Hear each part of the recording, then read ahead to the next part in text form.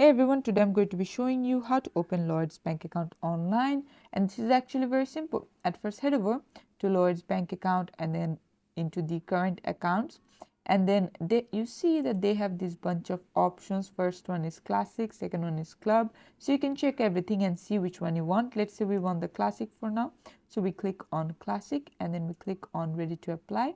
So if you're a new customer, you're going to click on this one.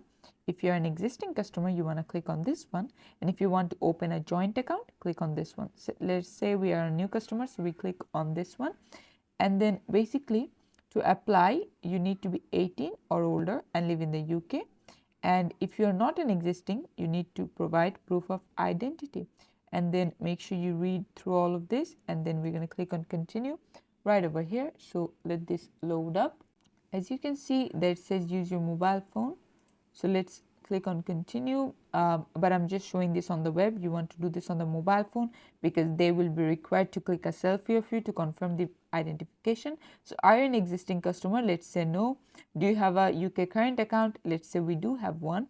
So you're going to put in your sort code, your account number, and if it's going to be a main account. But if you don't have one, you click on no, and then you're going to click on continue right over here.